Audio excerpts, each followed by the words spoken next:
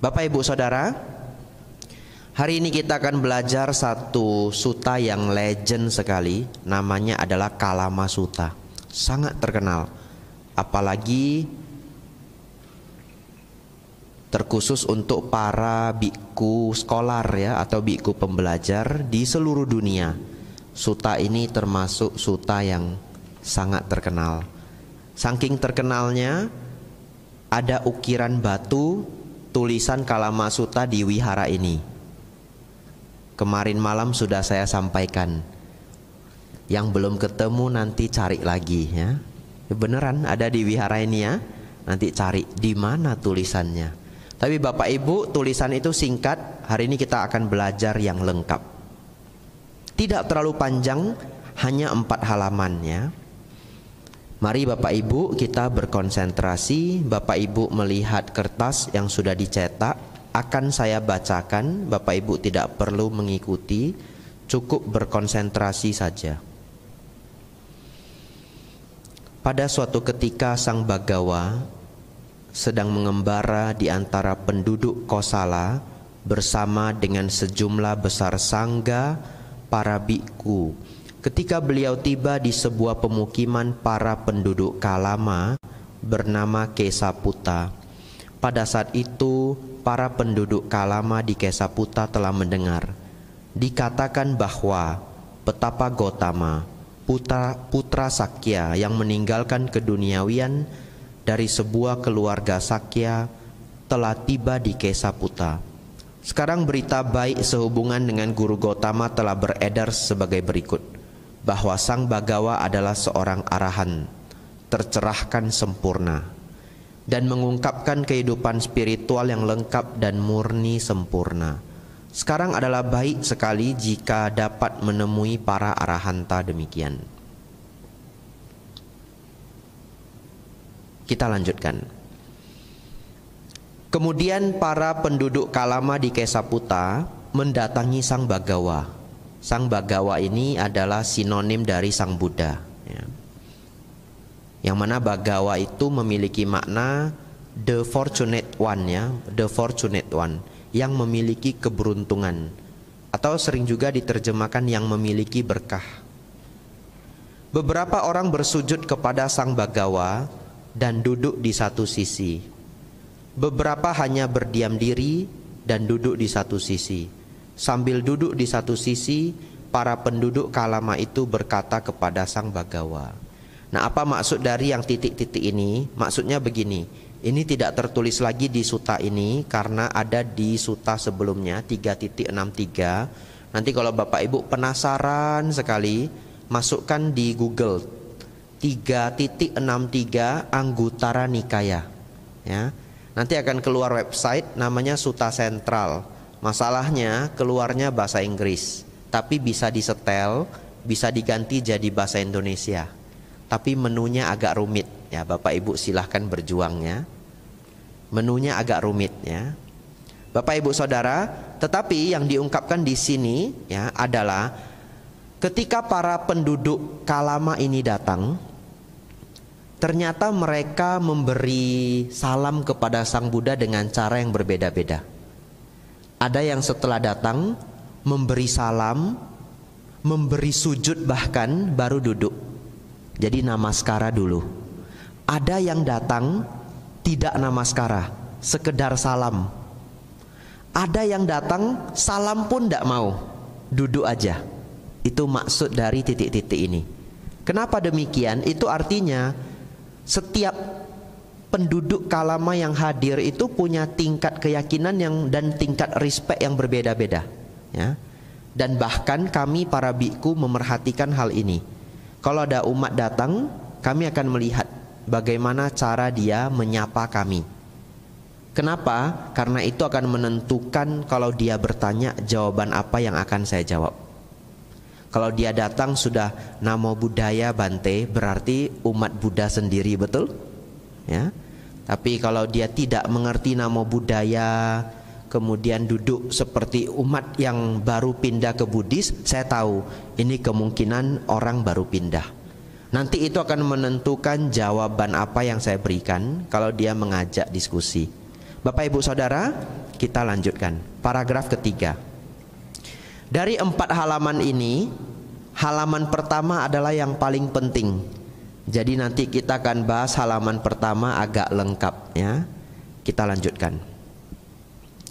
Bante, ada beberapa petapa dan brahmana yang datang ke Kesaputa.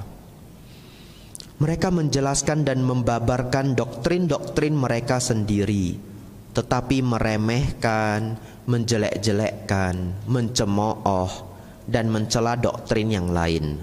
Tetapi kemudian beberapa petapa dan brahmana lainnya datang ke Kesaputa, dan mereka juga menjelaskan dan membabarkan doktrin-doktrin mereka sendiri, tetapi meremehkan, menjelek-jelekkan, mencemooh, dan mencela doktrin yang lain. Kami menjadi bingung dan ragu-ragu. Bante, sehubungan dengan petapa mana yang mengatakan yang sebenarnya dan yang mana yang berbohong? Bapak Ibu Saudara, ini adalah gaya sastra 2600 tahun yang lalu. Diterjemahkan ke bahasa Indonesia, gaya sastranya seperti ini. Kalau Bapak Ibu tidak familiar membaca suta, memang bisa membingungkan ya. Tapi di sini saya akan menjelaskan. Bapak Ibu Saudara, orang Kalama ini tinggal di tempat tadi namanya adalah Kesaputa. Kebetulan Kesaputa ini dekat dengan daerah hutan pertapaan, sehingga mereka sering dikunjungi para pertapa. Lalu para pertapa yang mengunjungi mereka, kadang-kadang juga para pertapa ini nginap di desa Kesaputa ya, terlebih hari Uposata. Kenapa? Karena zaman Sang Buddha, di setiap hari Uposata itu dianggap hutan menjadi sangat menyeramkan. Hari Uposata dianggap di hutan itu akan keluar makhluk-makhluk mengerikan yang bisa memakan manusia. Itu mitos di zaman Sang Buddha. Jadi kalau Ceit Capgo hari Uposata mereka tidak masuk hutan, nginap di desa. Nah Bapak Ibu Saudara, banyak para pertapa mengajarkan doktrin-doktrin mereka dan juga menjelek-jelekkan ajaran orang lain ya. Dan datang lagi brahmana yang lain. Jadi dijelaskan oleh orang Kalama ini bukan hanya satu Bante, tapi berulang-ulang. Yang mana yang jujur atau yang mana yang benar dan yang mana yang tidak benar, itu pertanyaan dari orang Kalama. Sang Buddha akan menjawab seperti apa ya? Ini misteri juga ya. Apakah Sang Buddha juga akan menjawab dengan doktrin-doktrin beliau? Mari kita lanjutkan.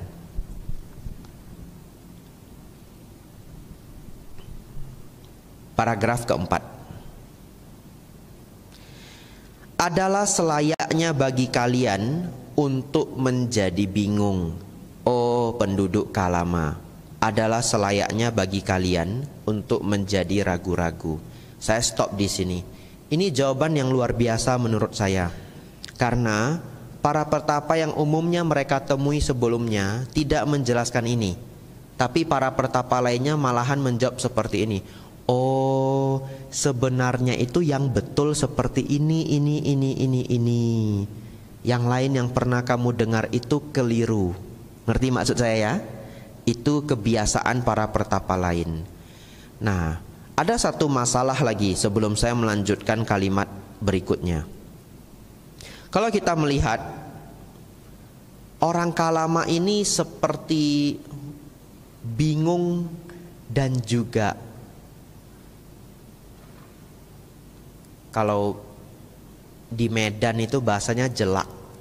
Jelak itu makan kebanyakan ya, sampai tidak mau makan lagi ya.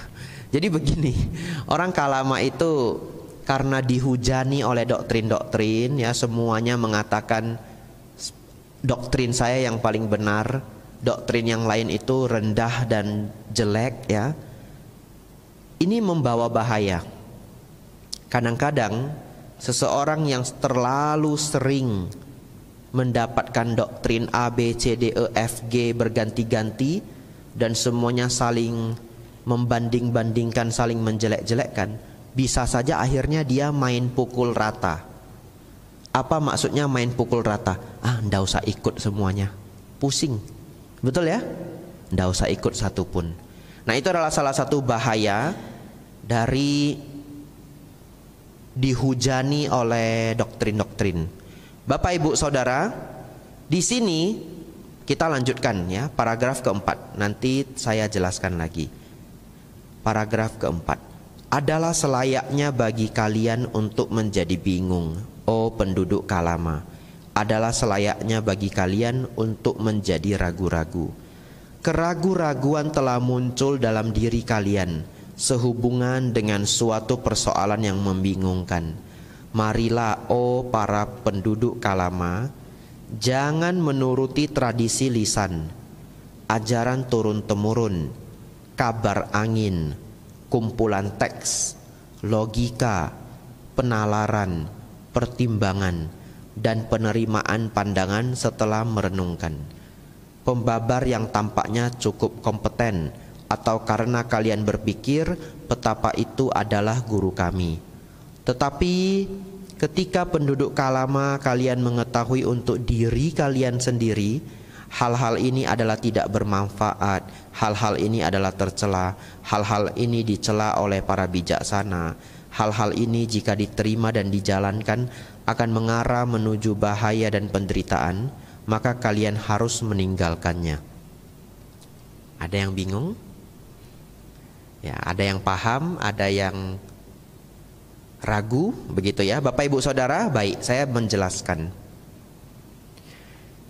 Jadi Sang Buddha mengiyakan mereka dan juga memberi petunjuk bahwa keraguan-raguan yang Anda miliki itu wajar terjadi. Kenapa Bapak Ibu? Kenapa keraguan-raguan itu wajar saja, malahan baik? Karena Bapak Ibu, keraguan itu adalah tahap awal investigasi, ya. Betul ya? Karena kita ragu, maka kita investigasi. Jadi uniknya dalam ajaran Buddha Bapak Ibu, kalau Bapak Ibu ragu dengan ajaran Sang Buddha bagian yang mana saja, selalu boleh ditanyakan. Tidak pernah ada tabu. Tidak boleh nanya begitu, tidak sopan, tidak pernah. Dalam Buddhis silakan tanya apapun yang Bapak Ibu penasaran, ya. Dan biasanya para biku atau para guru pun tidak akan menjawab dengan memang sudah begitu, diyakini saja. Dalam Buddhis jarang begitu. Selalu akan ada alasan-alasannya. Bapak Ibu Saudara, lalu Sang Buddha memberikan 9 hal yang tidak boleh kita langsung percaya, ya. Saya ulangi, bukan tidak boleh dipercaya, tapi tidak boleh langsung percaya. Ada 9 hal. Apa 9 itu? Tradisi lisan, ajaran turun-temurun, kabar angin, kumpulan teks, logika, penalaran, pertimbangan, dan penerimaan pandangan setelah merenungkan. Pembabar yang tampaknya cukup kompeten, atau karena kalian berpikir petapa itu adalah guru kami. Ya, Bapak Ibu Saudara, tapi kalau kita pelajari kalimat yang baru saja kita bacakan ini, ya kita sendiri juga belajar dari salah satu dari 9 ini. Betul ya? Coba renungkan. Kita belajar Dhamma dari siapa? Dari para guru, dari buku-buku, dari kitab suci, sutta, dari teks. Jadi maksud dari paragraf ini adalah bukan tidak boleh percaya 9 ini, tapi tidak boleh langsung percaya. Setelah didengar pun nalar masih harus jalan, ya. Lalu saya jelaskan sedikit. Untuk 4 yang pertama, tradisi lisan. Tradisi lisan itu di zaman Sang Buddha sama dengan kitab suci, karena waktu itu belum ditulis, ya.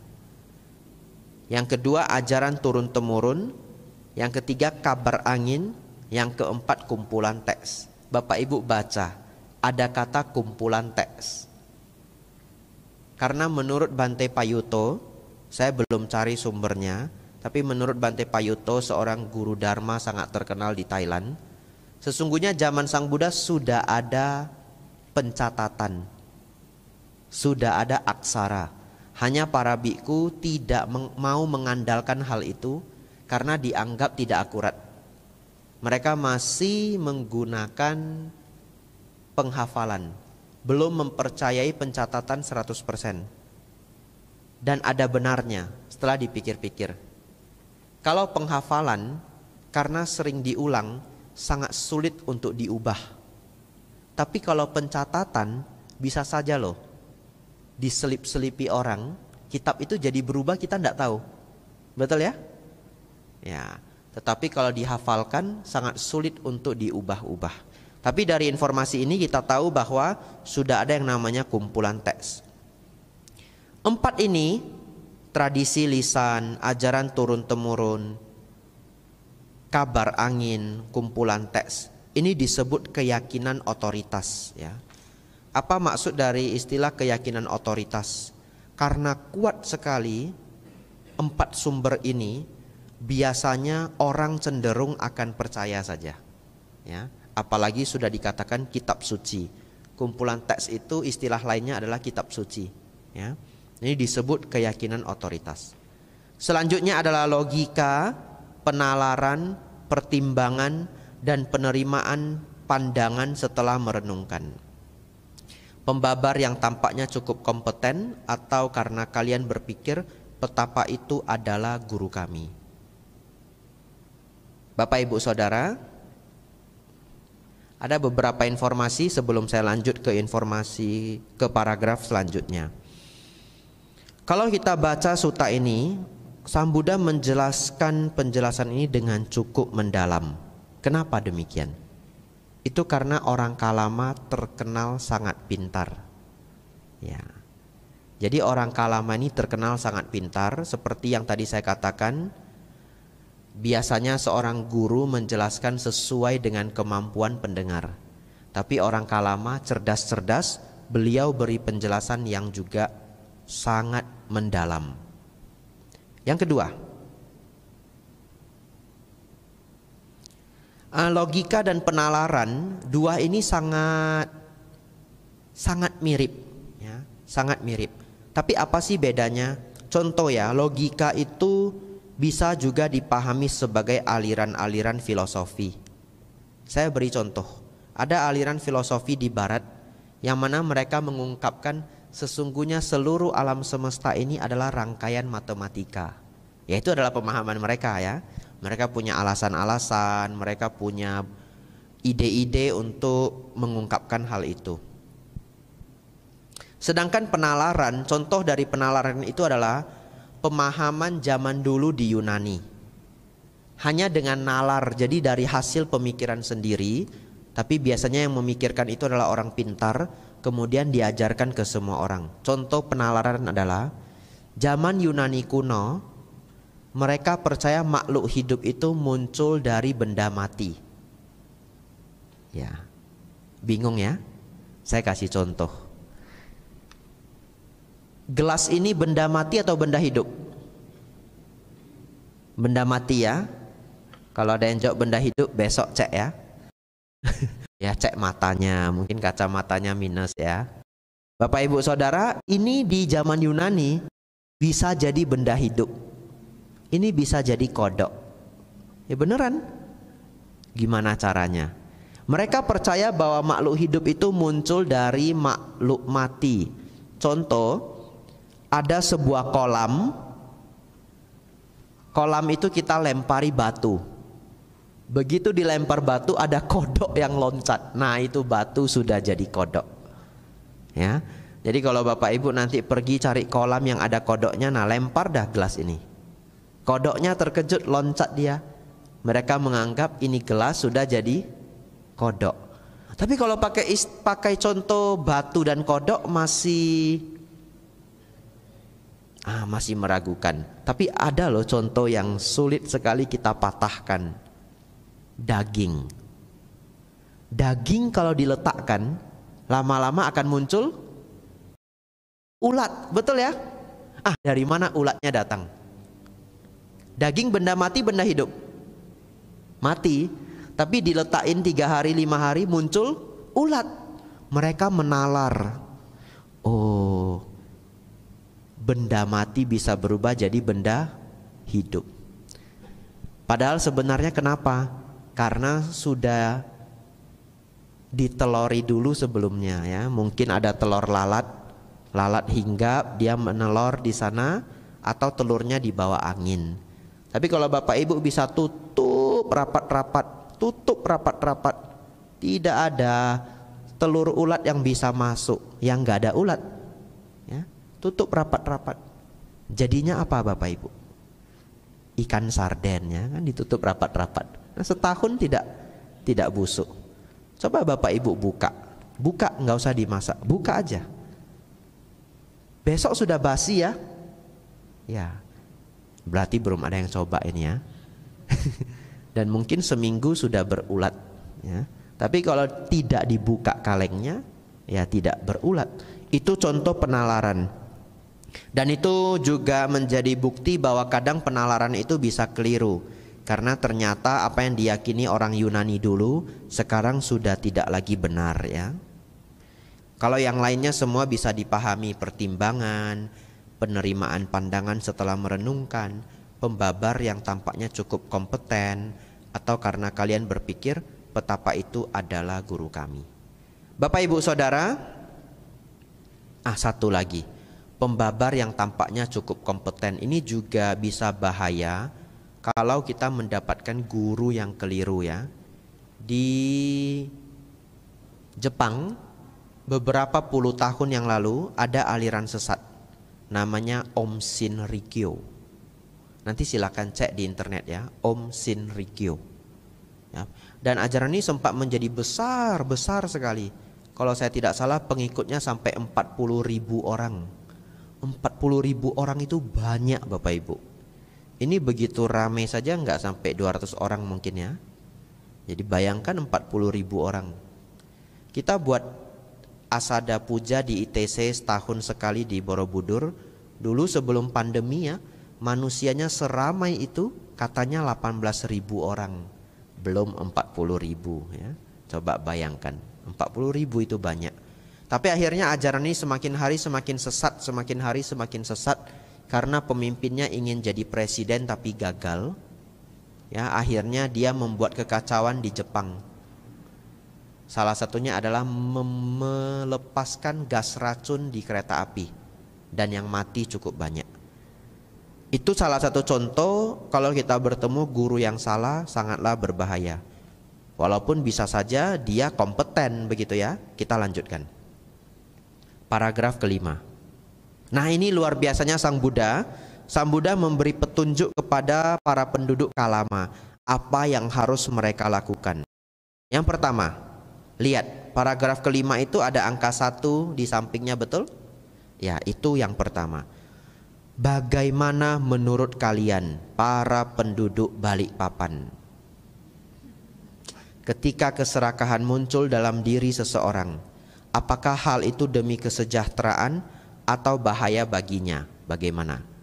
Serakah itu bikin apa, demi kesejahteraan atau demi bahaya? Demi bahaya baginya Bante, jawab penduduk Kalama ya. Para penduduk Kalama, seseorang yang penuh keserakahan, dikendalikan oleh keserakahan, pikirannya dikuasai oleh keserakahan, akan melakukan pembunuhan, mengambil apa yang tidak diberikan, melakukan pelanggaran dengan istri orang lain, dan mengucapkan kebohongan. Dan ia menganjurkan orang lain untuk melakukan hal serupa. Apakah itu akan mengakibatkan bahaya dan penderitaan baginya untuk waktu yang lama? Benar Bante. Bagaimana menurut kalian para penduduk Kalama, ketika kebencian muncul dalam diri seseorang, apakah hal itu demi kesejahteraan atau bahaya baginya? Demi bahaya baginya Bante. Para penduduk Kalama, seseorang yang penuh kebencian, dikendalikan oleh kebencian, pikirannya dikuasai oleh kebencian, akan melakukan pembunuhan. 3 titik ini artinya mengulang paragraf sebelumnya ya. Ia akan melakukan pembunuhan, pencurian ya, curang dengan istri orang lain dan seterusnya. Dan ia menganjurkan orang lain untuk melakukan hal serupa. Apakah itu akan mengakibatkan bahaya dan penderitaan baginya untuk waktu yang lama? Benar Bante. Bagaimana menurut kalian para penduduk Kalama ketika moha muncul dalam diri seseorang? Apakah hal itu demi kesejahteraan atau bahaya baginya? Demi bahaya baginya Bante. Para penduduk Kalama, seseorang yang penuh delusi atau moha dikendalikan oleh moha kebodohan batin. Pikirannya dikuasai oleh kebodohan batin, akan melakukan pembunuhan, pencurian, curang dengan istri orang lain dan seterusnya. Dan ia menganjurkan orang lain untuk melakukan hal serupa. Apakah itu akan mengakibatkan bahaya dan penderitaan baginya untuk waktu yang lama? Benar Bante. Jadi Sang Buddha mengajak para penduduk Kalama untuk menyadari bahwa apapun yang membawa pada dosa loba moha, atau kalau di sini loba dosa moha, keserakahan, kebencian, kebodohan batin itu membawa bahaya. Betul ya? Kita lanjutkan. Bagaimana menurut kalian para penduduk Kalama? Apakah hal-hal ini adalah bermanfaat atau tidak bermanfaat? Tidak bermanfaat Bante. Tercela atau tidak tercela? Tercela Bante. Dicela atau dipuji oleh para bijaksana? Dicela oleh para bijaksana Bante. Jika diterima dan dijalankan, apakah hal-hal ini mengarah menuju bahaya dan penderitaan atau tidak? Atau bagaimanakah kalian menganggapnya? Mereka menjawab, jika diterima dan dijalankan, maka hal-hal ini akan mengarah menuju bahaya dan penderitaan. Demikianlah kami menganggapnya. Bapak Ibu Saudara bisa melihat Sang Buddha bertemu dengan penduduk yang cerdas dan beliau mengajar dengan pola diskusi. Betul ya?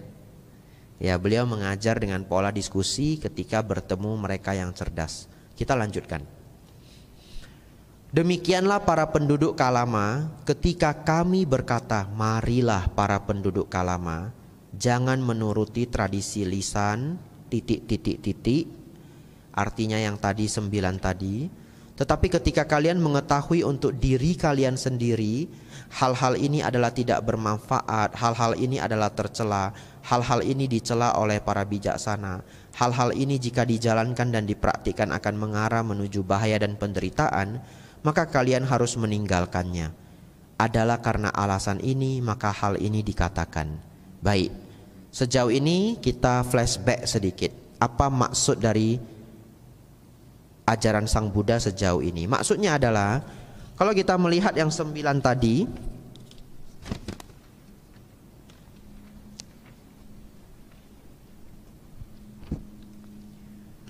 tradisi lisan. Kalau sebuah tradisi Bapak Ibu, setiap suku, setiap bangsa ada tradisi masing-masing. Kalau tradisi itu membawa pada loba dosa moha, harus kita tinggalkan ya. Harus kita tinggalkan. Ada sebuah desa, nanti cari di Google, saya lupa nama desanya. Mereka punya tradisi, kalau mereka mau menikah boleh nyulik anak perempuan orang. Dan kalau berhasil boleh dinikahkan. Ini beneran, dicari di Google ya. Agak sulit mungkin nyarinya. Jadi akhirnya ada wanita yang dia sudah punya pria yang dia sukai sebenarnya, tapi dia sial, malam-malam dia diculik.